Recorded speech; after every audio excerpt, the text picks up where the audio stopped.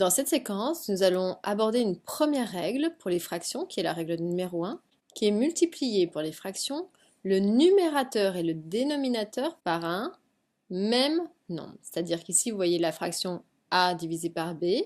La règle dit que si je multiplie en haut et en bas par ce même nombre, alors j'ai bien une configuration d'égalité. J'ai le droit de faire ça. On va chercher à comprendre au niveau géométrique pourquoi cette règle est vraie. Donc on est parti sur la fraction 2 tiers qu'on va essayer de transformer. Donc déjà, pour comprendre géométriquement, on va représenter la fraction 2 tiers. Donc ça, on l'avait vu dans les premières vidéos. 2 tiers, ça veut dire que j'ai une barre qui a été partagée en 3 parties. Alors on va chercher une barre qui est partagée en 3.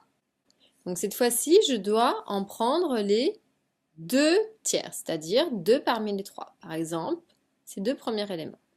Donc maintenant, cette barre, on va vouloir la partager autrement. C'est-à-dire qu'au lieu d'avoir un partage en 3, on aimerait avoir un partage en 6.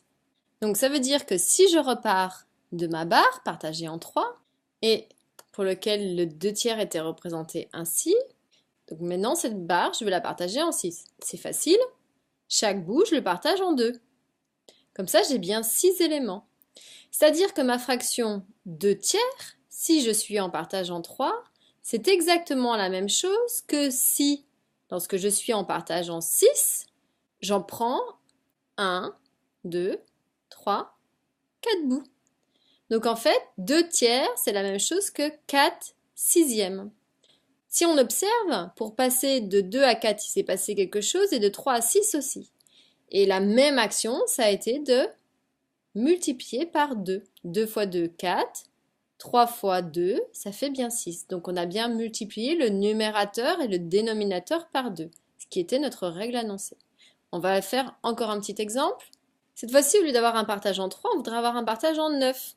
Donc faites une pause sur la vidéo, essayez de chercher tout seul et venez voir si vous avez juste. Pour cela, on va repartir de notre fraction 2 tiers, avec ce qui a été colorié. Cette fois-ci, on veut partager en 9, sachant qu'on avait un partage en 3. Il va suffire de partager chacun des éléments, ici encore en 3. Comme ça, 3 plus 3 plus 3, ça fait bien 9 bouts.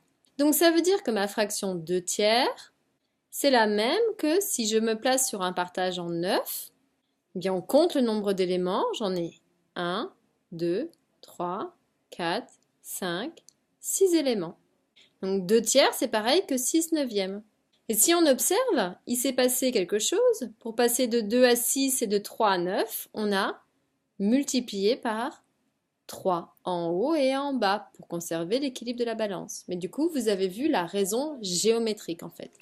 Donc retenez bien que j'ai le droit de faire plein de choses avec les fractions, en particulier cette première règle. J'ai le droit de multiplier par le même nombre. Et attention, c'est ça qui est très important, c'est une multiplication et ça ne marchera que avec les multiplications et jamais avec l'addition ou la soustraction, de multiplier par le même nombre. On va faire des exemples pour voir si vous avez compris.